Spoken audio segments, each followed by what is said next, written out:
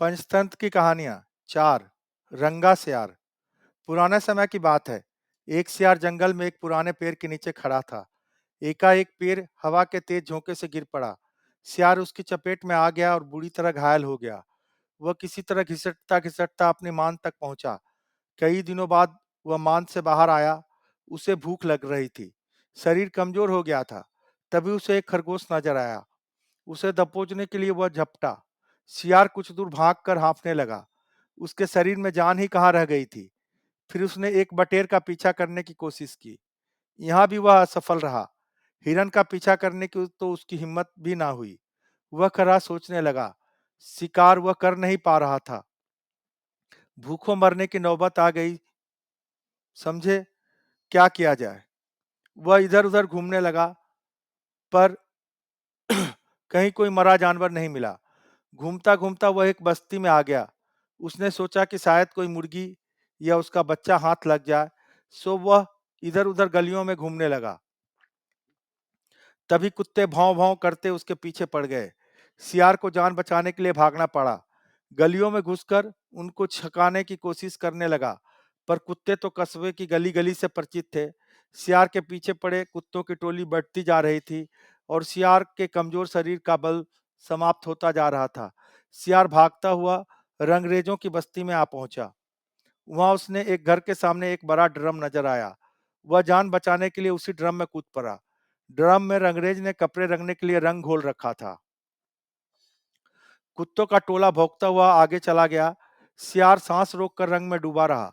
वह केवल सांस लेने के लिए अपनी थुतनी बाहर निकालता। जब उसे पूरा यकीन हो गया कि अब कोई खतरा नहीं है, तो वह बाहर निकला। वह रंग में भीग चुका था। जंगल में पहुंचकर उसने देखा कि उसके शरीर का रंग नीला हो गया है। उस ड्रम में रंगरेज ने नीला रंग घोल रखा था। उसके नीले रंग का जो भी जंगली जीव देखता, वह भयभीत होकर भाग जाता। उनको खौफ से कांपते देखकर रंगे सियार के दुष्ट दिमाग में एक योजना आई। रंगे सियार ने डरकर भागते जीवों को आवाज दी, भाइयों, भागो मत, मेरी बात सुनो। उसकी बात सुनकर सभी भागते जानवर ठिठके। उनके ठिठकने का रंगे सियार ने फायदा उठाया और बोला, देखो, देखो मेरा रंग। ऐसा रंग किसी जानवर का धरती पर है नहीं ना। मतलब समझो, भगवान ने मुझे यह खास रंग देकर तुम्हारे पास भेजा है। तुम सब जानवरों को बुला लाओ, तो मैं भगवान का संदेश सुनाऊं। उसकी बात का सब पर गहरा असर पड़ा। वे जंगल में दूसरे जानवरों को बुला लाए। जब सब आ गए, तो रंगा सियार एक ऊंचे पत्थर पर चढ़कर बोला, वन्य प्राणियों, प्रजापति ब्रह्मा ने मुझे खुद अपने हाथों से इस अलौकिक रंग का प्राणी बनाकर कहा कि संसार में जानवरों का कोई शासक नहीं है। तुम्हें जाकर जानवरों का राजा बनकर उनका कल्याण करना है। तुम्हारा नाम सम्राट कुकुदुम होगा। तीनों लोकों के वन्य जीव तुम्हारी प्रजा होंगे। अब तुम लोग अनाथ नहीं रहे। मेरी छत्र छाया में निर्भय होकर रहो। सभी जानवर वैसे ही सियार के अजीब रंग से चकराए हुए थे। उसकी बातों ने तो जादू का काम किया। शेर, बाघ व चीते को भी ऊपर की सांस ऊपर और नीचे की सांस नीचे रह गई।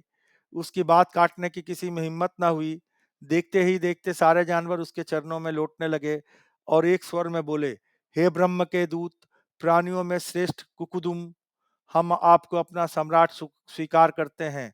भगवान की इच्छा का पालन करके हमें बड़ी प्रसन्नता होगी। एक बूढ़े हाथी ने कहा, हे सम्राट, अब हमें बताइए कि हमारा कर्तव्य क्या है। रंगास्यार सम्राट की तरफ पंजा उठाकर बोला, तुम्हें अपने सम्राट की खूब सेवा और आदर करना चाहिए। उसे कोई तकलीफ नहीं होनी चाहिए। हमारे खाने पीने का शाही प्रबंध होना चाहिए। शेर ने सिर झुकाकर कहा, महाराज, ऐसा ही होगा। आपकी सेवा करके हमारा जीवन धन्य हो जाएगा। बस सम्राट ककुदुम बने रंगे सियार ने शाही ठाठ हो गए। वह राजसी शान से रहने लगा। कई लोमड़ियां उसकी सेवा में लगी रहती। भालू पंखा झुलाता। सियार जिस जीव का मांस खाने की इच्छा जाहिर करता, उसकी बलि दी जाती। जब सियार घूमने निकलता, तो हाथी आगे आगे सुर उठाकर बिगुल की तरह चिंघाड़ता चलता। दो शेर उसकी दोनों ओर बॉडीगार्ड की तरह होते। राजा ककुदुम का दरबार भी लगता। रंगे सियार ने एक चालाकी यह कर दी कि सम्राट बनते ही सियारों को शाही आदेश जारी कर उस जंगल से भगा दिया था। उसे अपनी जाति के जीवों द्वारा पहचान लिए जाने का खतरा था। एक दिन सम्राट ककुदुम खूब खा पीकर अपनी शाही माद में आराम कर रहा था कि उजाला देखकर उठा। बाहर आया, चांदनी रात खिली थी। पास के जंगल में सियारों की टोलियां हू हू कर रही थी। उस आवाज को सुनते ही ककुदुम अपना आपा खो बैठा। उसके जन्मजात स्वभाव ने जोर मारा और वह भी मुंह उठाकर सियारों के स्वर में स्वर मिलाकर हू हू करने लगा। शेर और बाघ ने उसे हू हू करते देख लिया। वे चौंके। बाघ बोला, अरे यह तो सियार है, हमें धोखा देकर सम्राट बन रहा, मारो नीच को। शेर और बाघ उसकी ओर लपके और देखते ही देखते उसकी टिक्का बोटी कर डाली। सीख, झूठ अस्थायी होता है।